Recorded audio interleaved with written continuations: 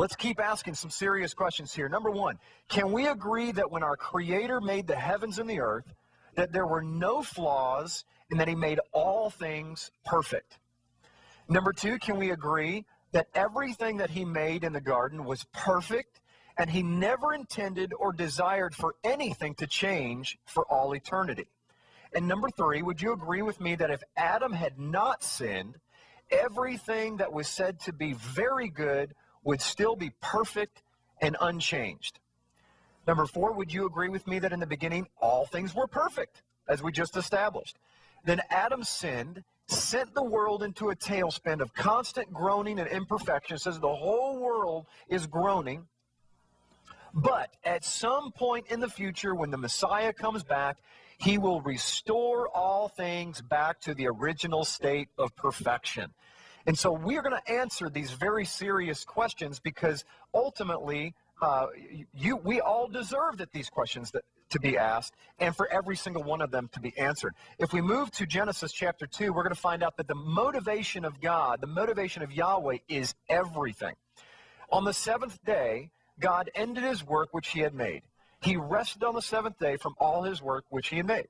And God blessed the seventh day and sanctified it, because that in it He had rested from all His work which God created and made. And this is Genesis chapter 2. So not even into the 2 verses into the second chapter of the Bible, we are talking about a verse that is setting something apart. Matter of fact, the Hebrew word for set apart is kadosh, and we'll talk about that in just a minute.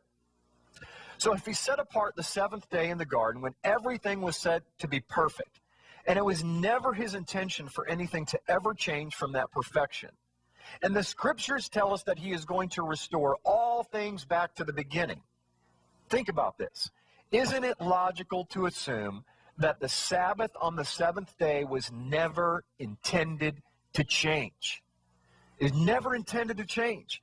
If He created Adam and Eve perfect, and He created the earth perfect, and all the animals perfect, and He created the sun, the moon, the stars, and the heavens perfect, and when He finished everything and rested on the seventh day, and He said, I hallow it, I set it apart, I make it completely different than all the rest of the days, I am making it holy, just like He sets us apart and makes us holy from the rest of the world. We're not like the rest of the world.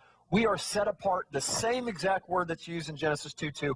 We as believers are that exact same word. We are consecrated and dedicated, sanctified and set apart. And that's what He's doing all the way back in the garden. So the point is this: if He sets it apart in the garden before they sinned, then isn't it very logical to assume that Yahweh's entire intent and desire is for it to never, ever have changed?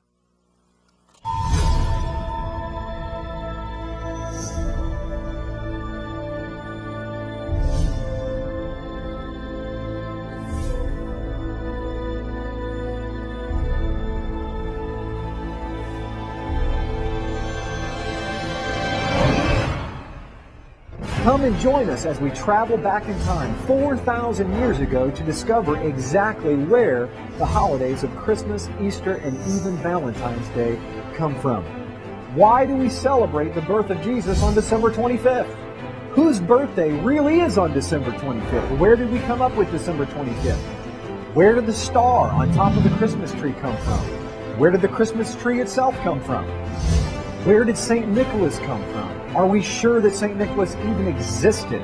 Have you ever wondered where the famous phrase, ho, ho, ho, comes from? It comes from the late 1600s when they used to have plays, and before the devil would come on stage, he would announce himself by saying, ho, ho, ho. Did you know that original Santa's elves weren't little guys that made toys? They were Krampus demons that would punish the children if they weren't good for that year, while St. Nicholas would give them gifts if they were good. Who is the Easter Bunny? Where did we get Easter eggs from? Why do we celebrate Easter on the first Sunday after the vernal equinox? Did you know that Christmas was illegal in the United States until the mid-1800s? Can we celebrate these holidays according to the Bible? This is by far the most popular video on the internet on the history of Christmas and Easter. This video has changed hundreds of thousands of people's lives, and it will change your life too.